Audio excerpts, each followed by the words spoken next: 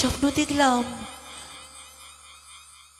চতুর্দিকে দেখছি প্রভু, দেখছি অদ্ভুত। কাঁধে লোহার ডাং, হাতে চামের রশ্মি নিয়ে বন্দি করতে আসছে যেন ওই যমদূত। ওগো প্রভু, প্রভু, ওগো প্রভু, প্রভু, ওগো ওগো, আজ ওই পুষ্পের পালঙ্ক ছেড়ে কেন তুমি এই মাটির উপরে শুয়ে আছো প্রভু? ওগো ওগো, তুমি এভাবে নীরব হয়ে আছো কেন? কথা বলো, কথা বলো। দেখো, দেখো, আমি তোমার বিপুলে তোমায় ডাকছি গো। ওগো প্রভু, তুমি কথা বলছো না কেন? তবে কি আমার স্বপ্ন সত্যি? না না, আমার স্বপ্ন সত্যি হতে পারে না। ওগো প্রভু, ওগো প্রভু, তুমি একবার কথা বলো। প্রভু, প্রভু, প্রভু,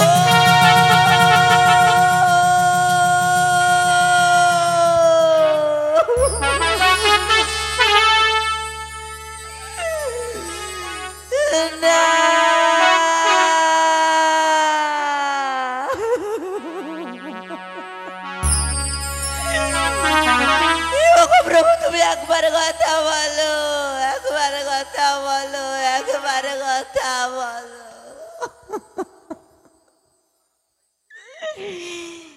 কি ও রে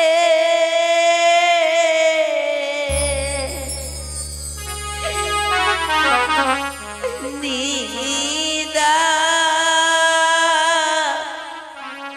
রু নরে দা,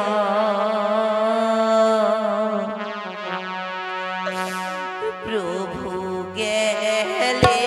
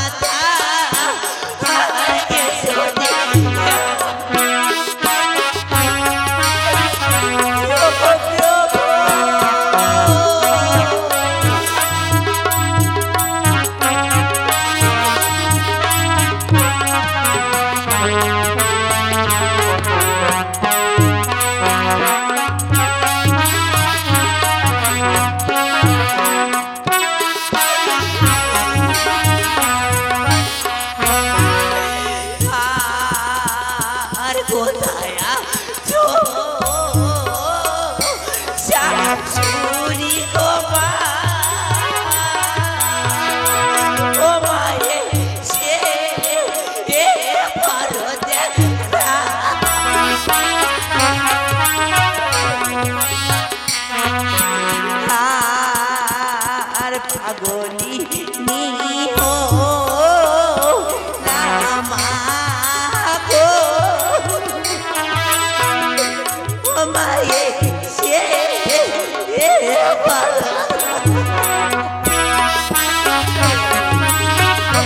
শাশুড়ি মা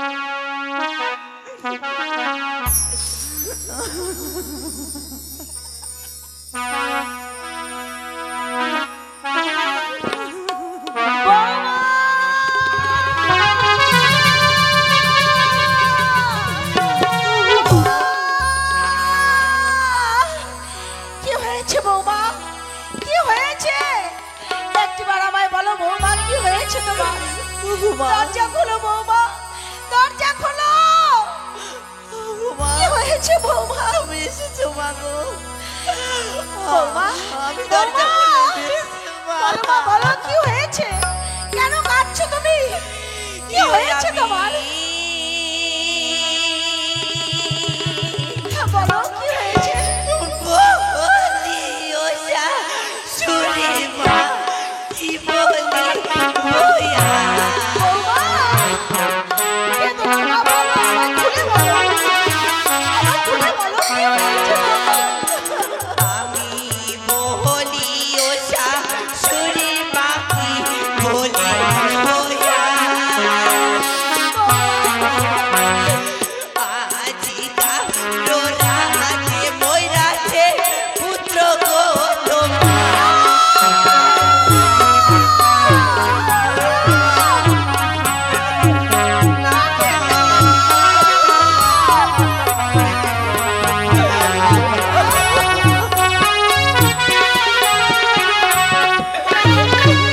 কথা বল বাবা, কথা বল। ওরে আমি তোর মা এসেছে, কথা বল। সে যে আর কোনোদিন কথা বলবে না মা লক্ষিত।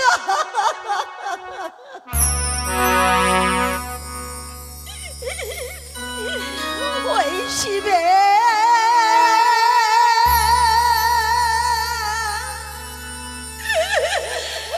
রভ রসাগরি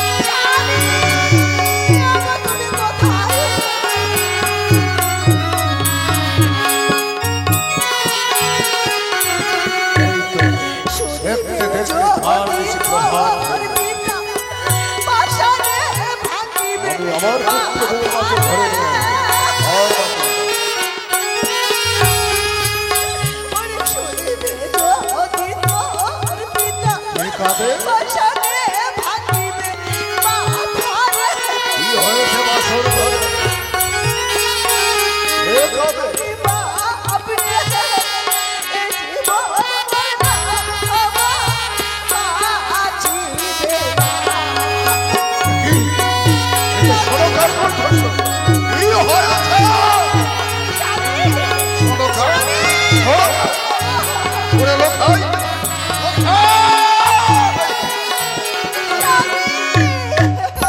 লক্ষিন্দর বেঁচে নেই স্বামী, আমাদের লক্ষিন্দর আর বেঁচে নেই।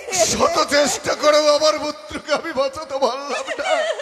ওরে স্বামী, ওরে লোকাই, তুই কথা বল। আমার বাবা বলে ডাক। কে কে আমায় বাবা বলে ডাকবে?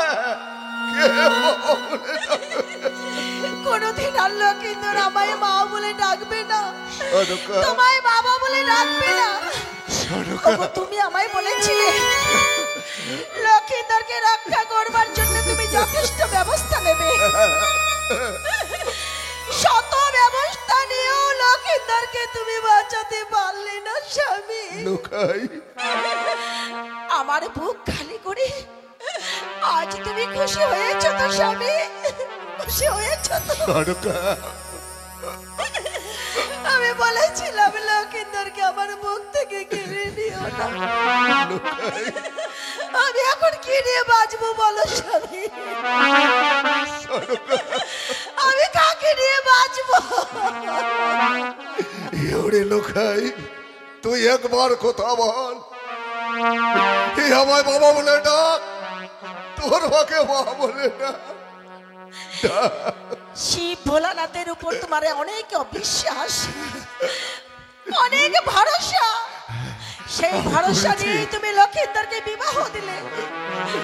তোমার শিব ভোলানাথ আমার লক্ষিন্দরকে রক্ষা করতে পারলো না, আমার বুক থেকে কেড়ে নিল। যাব, আমি আবার যাব। তোমার ভোলানাথের চরণে মাথা ঠুকে ঠুকে আমি আবার বলবো, এ ভোলানাথ, এখন নাও আমার লক্ষিন্দরকে, তুমি আমার বুকে ফিরিয়ে দাও, আমার বুকে তুমি ফিরিয়ে দাও। আমি যাব, আমি তোমার ভোলানাথের কাছে যাব, আমি ভোলানাথের কাছে। লোকাই, কেন তুই আমার ঘরে জন্ম হয়েছিলি? কেন সপুত্রের এক পুত্র আমার ঘরে জন্ম হয়েছিলি রে? কেন?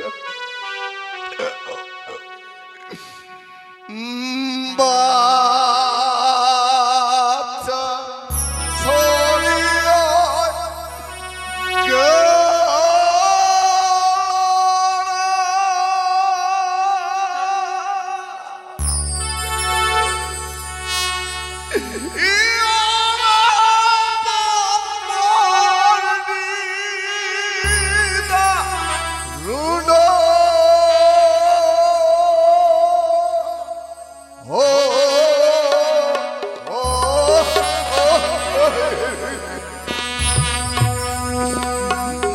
বাচ্চা ছাড়িয়া গেল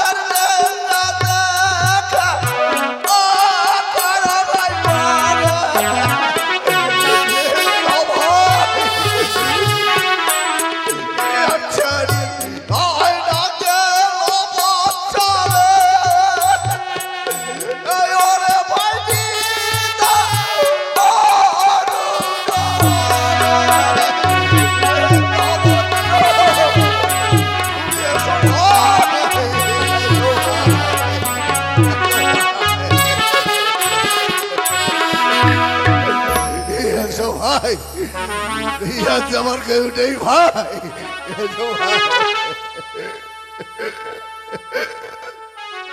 সদাগর মশাই, সদাগর মশাই,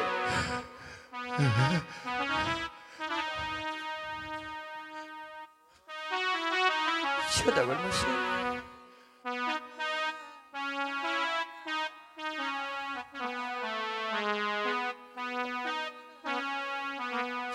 মশাই, লেঙ্গা কি হয়েছে সদাগর মশাই? তুই এসেছিস। হ্যাঁ, সদাগর মশাই, আজ আমার সর্বনাশ হয়েছে ভাই। কি হয়েছে সদাগর মশাই? আজ আমার পুত্র মৃত্যু হয়েছে ভাই। আমার পুত্রকে বাঁচাতে পারবি না।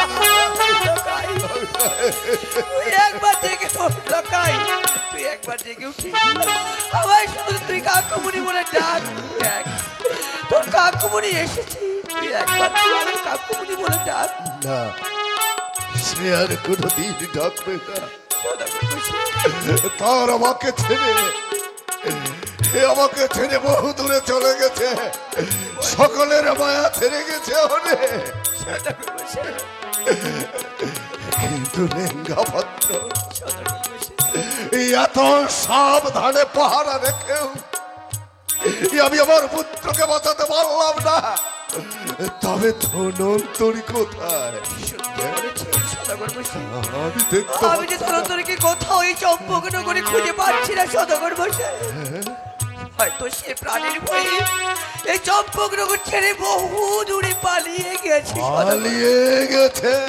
সদাগর মশাই, বেঈমান ধনন্তরী আমাকে আশ্বাস দিয়েছিল যে তার প্রাণের বিনিময়ে আমার পুত্রকে রক্ষা করবে। আজ সে পালিয়ে গেছে। সদাগর মশাই, সে পালিয়ে গেছে। তুই যা, যেখান থেকে দুষ্ট ধনন্তরীকে পাবে শৃঙ্খলিত করে আমার সামনে হাজির করবে। সে যে বেঈমান। আমি যাবো সদাগর মশাই, আমি যেখানেই পাবো ধনন্তরীকে তাকে শৃঙ্খলাবদ্ধ করে টানতে টানতে নিয়ে আসবো এই চম্পকনগরে। সদাগর মশাই, যা। হ্যাঁ, আমি যাচ্ছি। ওরে লোকাই,